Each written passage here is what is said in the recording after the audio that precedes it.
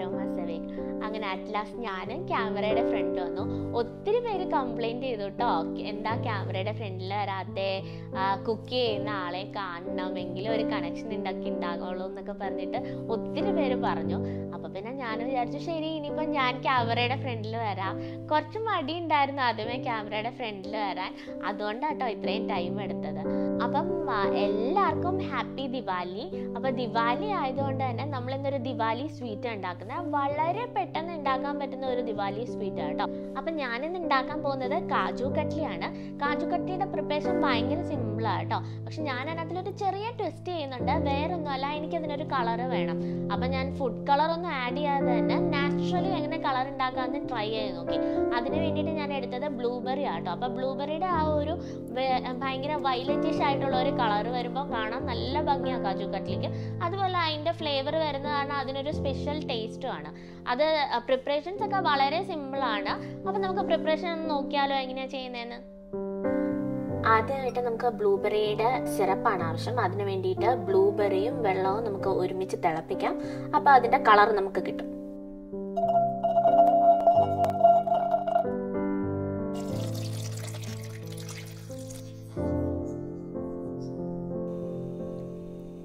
ഇതിനി നന്നായിട്ട് തിളയ്ക്കണം. തിളയ്ക്കുമ്പോഴേ ആ ബ്ലൂബെറിയിൽ നിന്ന് കളറൊക്കെ പുറത്ത് വരത്തുള്ളൂ. അപ്പോൾ അത് തിളയ്ക്കാൻ വേണ്ടി നമുക്ക് വെയിറ്റ് ചെയ്യാം.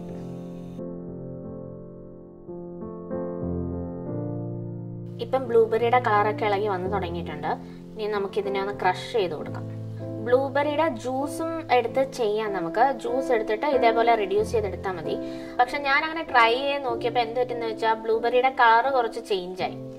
അതുകൊണ്ടാണ് പിന്നെ ഞാൻ അങ്ങനെ ചെയ്യാതെ ഇങ്ങനെ ചെയ്ത് നോക്കിയപ്പം അധികം കളർ അങ്ങനെ ചേഞ്ച് ആയില്ല. ആ കളർ അങ്ങനെ തന്നെ കിട്ടി. ചെറുതായിട്ട് സ്പൂൺ വെച്ച് ക്രഷ് ചെയ്ത് കൊടുത്താൽ മതി കേട്ടോ. ഇതിപ്പം നന്നായിട്ട് റെഡ്യൂസ് ആയിട്ടുണ്ട്. ഇനി നമുക്ക് ഇതിനെ ഒരു ചീസ് ക്ലോത്തിൽ വെച്ചിട്ട് വെള്ളം മാത്രം ഡ്രെയിൻ ചെയ്തെടുക്കാം.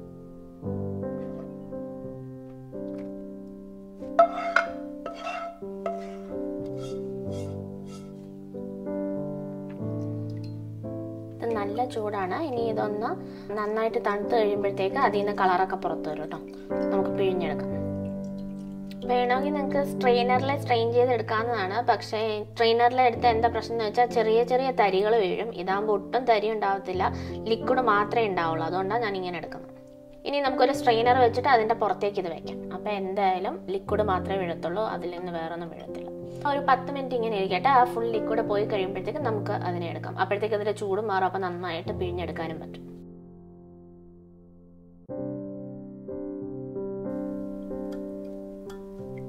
ഇനി അടുത്ത എന്താ ചെയ്യണമെന്ന് വെച്ചാൽ നമുക്ക് പഞ്ചസാരയാണ് ഉരുക്കണം. അതിന് വേണ്ടിയിട്ട് ഞാനൊരു 3/4 കപ്പ് പഞ്ചസാര എടുത്തിട്ടുണ്ട്. അപ്പോൾ അത് നമുക്ക് ആദ്യം വേണം.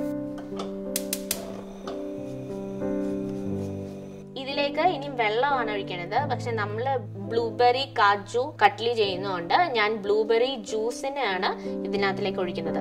അപ്പം 3/4 കപ്പ് ഷുഗറിന് 1/2 കപ്പ് വാട്ടറാണ് ഒഴിക്കേണ്ടത്. അപ്പം ഇത് 1/2 കപ്പ് ബ്ലൂബെറി ജ്യൂസ് ഉണ്ട്, അതിനെ ഞാൻ ഇതിലേക്ക് ഒഴിക്കാം.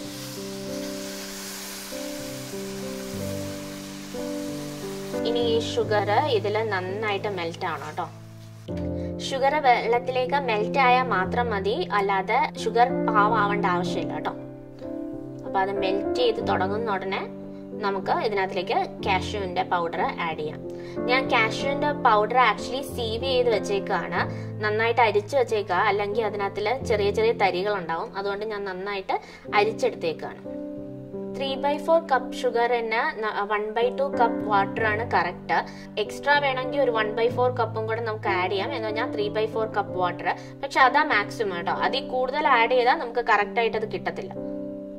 അപ്പോൾ എപ്പോഴും 1/2 കപ്പ് ആഡ് ചെയ്തിട്ട് പിന്നെ ആവശ്യമുണ്ടെങ്കിൽ ബാക്കി 1/4 കപ്പ് ആഡ് ചെയ്യുന്നതായിരിക്കും നല്ലത്.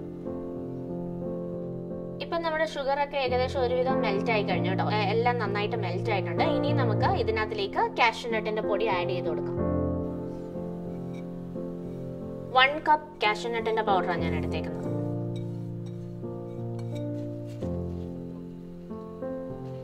ഇപ്പം തന്നെ നിങ്ങൾക്ക് കാണാം കാഷ്യൂ നട്ടിന്റെ പൗഡറിന് ഒരു നല്ല വയലറ്റ് കളർ വന്നിട്ടുണ്ട്. ബ്ലൂബെറിയുടെ വയലറ്റ് കളർ വന്നിട്ടുണ്ട്.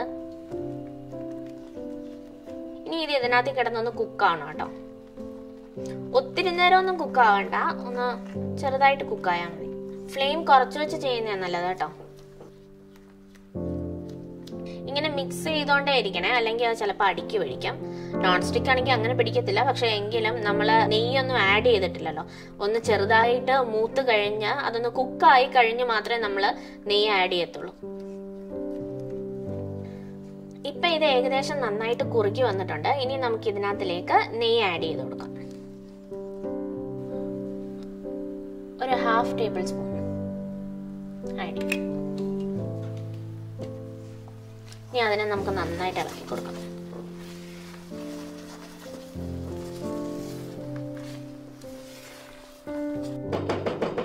ആ ഡോ എല്ലാം അതിൽ നിന്ന് വിട്ട് വരുന്നത് വരെ നന്നായിട്ട് ഇളക്കി കൊടുക്കണം. നെയ്യ് ഒത്തിരി ഒഴിക്കില്ല കേട്ടോ. ഒത്തിരി ഒഴിച്ചു കഴിഞ്ഞാൽ അതിന്റെ കൺസിസ്റ്റൻസി ശരിയാവത്തില്ല. ആ പാനിൽ നിന്ന് അത് ഇളക്കി വരാനുള്ള അത്രയും നെയ്യ് മാത്രമേ ഒഴിക്കാവുള്ളൂ. ഒരു ബട്ടർ പേപ്പർ വെച്ചിട്ട് അതിലേക്ക് നമുക്ക് കുറച്ച് നെയ്യ് ഒഴിച്ചു കൊടുക്കാം. എന്നിട്ട് അതിനെ നന്നായിട്ട് അതിൽ പരത്തണം. ഇതിപ്പോ കറക്റ്റ് കൺസിസ്റ്റൻസി ആയിട്ടുണ്ട്. അപ്പൊ എന്ത് ചെയ്യാന്ന് വെച്ചാൽ ഇത് നമുക്ക് ബട്ടർ പേപ്പറിന്റെ മുകളിലിടാം. ഈ മാവിന് ചപ്പാത്തി മാവിന്റെ ആ ഒരു കൺസിസ്റ്റൻസിയാണ് ആവശ്യം. അത് അതിനകത്തിലേക്ക് ഇട്ട് കഴിഞ്ഞിട്ട് വീണ്ടും വേറെ ഒരു ബട്ടർ പേപ്പർ ഈ സൈഡിൽ ഗീ തേച്ച് കൊടുത്തിട്ടുണ്ട്. അത് വെച്ച് ഇതിനെ കവർ ചെയ്യണം. എന്നിട്ട് നമുക്ക് റോൾ ചെയ്ത് കൊടുക്കാം.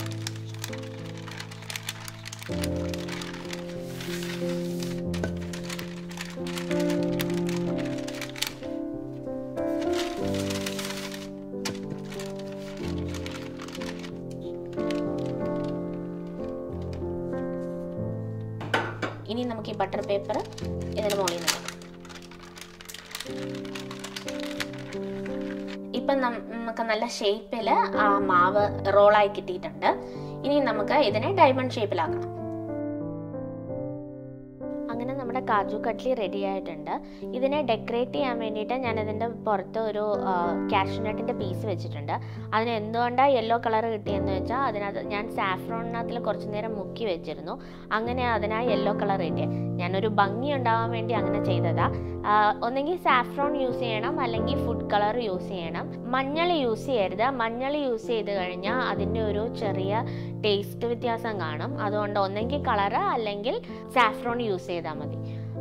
പിന്നെ ഒരു കാര്യം ശ്രദ്ധിക്കാനുള്ളതെന്ന് വെച്ചാൽ നിങ്ങൾ ഇതിനെ പാനിൽ നിന്ന് എടുത്തിട്ട് ബട്ടർ പേപ്പറിൽ വെച്ച് റോൾ ചെയ്ത് കഴിഞ്ഞിട്ട് അപ്പം തന്നെ കട്ട് ചെയ്യരുത്. അപ്പം കട്ട് ചെയ്ത് കഴിഞ്ഞാൽ അത് ഭയങ്കര ലൂസായിട്ട് ഇരിക്കുകയായിരിക്കും. അപ്പോൾ അതിൻ്റെ ഷേപ്പൊക്കെ അങ്ങോട്ടും ഇങ്ങോട്ടും മാറിപ്പോകാനുള്ള ചാൻസ് ഉണ്ട്. ഞാൻ അങ്ങനെ കട്ട് ചെയ്തപ്പോൾ എനിക്ക് കുറച്ച് പ്രശ്നങ്ങളൊക്കെ പറ്റി. പിന്നെ ഞാൻ വേഗം സ്റ്റോപ്പ് ചെയ്തു. പക്ഷേ എങ്കിലും നിങ്ങൾക്ക് കാണാം കട്ട് ചെയ്തപ്പം അങ്ങനെ കട്ട് ചെയ്തെടുത്തപ്പോഴാണ് ചെറിയ പ്രശ്നങ്ങളെന്ന് പറഞ്ഞാൽ അത് കുറച്ച് നേരം അവിടെ വെച്ചിട്ട് ഒരു 1-2 മണിക്കൂർ കഴിഞ്ഞ് കട്ട് ചെയ്താൽ നല്ലതായിരിക്കും. അല്ലെങ്കിൽ നിങ്ങൾക്ക് അപ്പം തന്നെ കട്ട് ചെയ്യണമെന്നുണ്ടെങ്കിൽ പെട്ടെന്നൊന്ന് ഫ്രിഡ്ജിൽ വെച്ചിരുന്നാൽ മതി. ഫ്രിഡ്ജിൽ വെക്കുമ്പോൾ അത് വേഗം തന്നെ കട്ടിയായിക്കോളും. കട്ടിയായി കഴിഞ്ഞിട്ട് അതിനെ എടുത്തിട്ട് കട്ട് ചെയ്ത് കഴിഞ്ഞാൽ ഷേപ്പിനൊന്നും ഒരു കുഴപ്പവും പറ്റത്തില്ല. അപ്പം നിങ്ങൾ എല്ലാവരും ഇത് ട്രൈ ചെയ്ത് നോക്കണം. ബ്ലൂബെറിക്ക് പകരം നിങ്ങൾക്ക് വേറെ ഏതെങ്കിലും ഫ്രൂട്ട്സ് വെച്ചും ട്രൈ ചെയ്യാം. റാസ്ബെറി വെച്ചോ അതുപോലെ സ്ട്രോബെറി വെച്ചോ ട്രൈ ചെയ്യാം. അപ്പം എല്ലാവരും ട്രൈ ചെയ്തിട്ട് എൻ്റെ അടുത്ത് അഭിപ്രായം പറയണം എങ്ങനെയുണ്ടെന്ന്. വീഡിയോ എല്ലാവർക്കും ഇഷ്ടപ്പെട്ടെങ്കിൽ ലൈക്ക് ചെയ്യണം, സബ്സ്ക്രൈബ് ചെയ്യണം, ഷെയർ ചെയ്യണം. അപ്പം നെക്സ്റ്റ് വീഡിയോ ആയിട്ട് കാണുന്നത് വരെ ബൈ ബൈ.